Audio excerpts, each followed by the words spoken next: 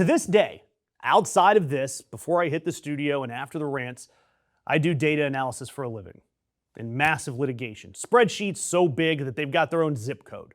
Pivot tables at 2 a.m., literally at 2 a.m. this morning. I have seen numbers and spreadsheets make grown witnesses cry. So when a business network dropped a top 10 list this week and an entire political party collectively lost their damn mind screaming bias, I did the thing that I love doing. I ignored the yelling and I went and looked at as much data as I could. And this list came from CNBC's worst states to live in for 2026. And let me read you out the bottom 10. Tennessee, Texas, Indiana, Louisiana, Georgia, Utah, Missouri, Alabama, Oklahoma, and Arkansas. And every single one of those states voted for Trump in 2024. Chip Roy posted, airdrop this into every failing blue state. DeSantis called it illogical. Sarah Huckabee Sanders said Arkansans are voting with their feet. Okay, feet. Well, feet, meat, spreadsheet. And I'm not even sure what that means, but it sounded fun. But look, let's look at some numbers. Median household income. Blue states, around 92,000. Red states, 75,000. 17 grand a year difference. College attainment, 41% versus 33% with the advantage to blue. Uninsured, 5.8% in blue states, 8.4% in red. School spending per person, $2,600 versus $2,073. And this stuff comes from the census, the BEA, ACS. All of these numbers come from federal sources or really reputable sources, the kind of numbers that nobody bothers to fake. Hell, most people don't even read them.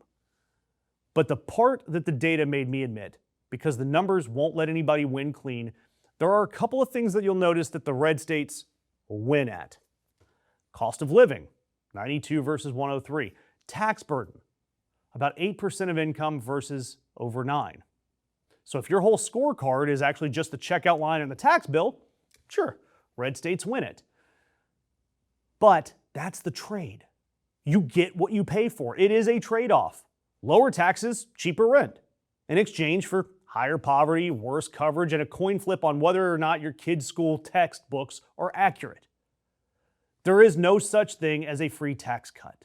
You want low taxes? You get what you pay for. And what you paid for is somebody else's uninsured MRI.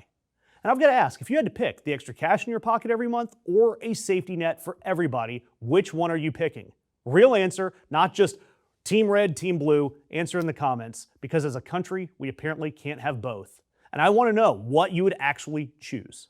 And the one stat that should melt everyone's brain a little.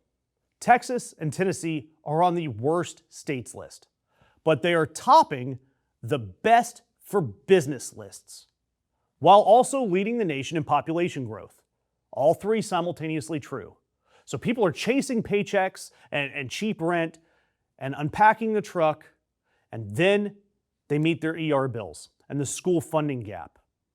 Yes, these are great for business, cheap to live in, but they're rough if you get sick or need to actually educate your children.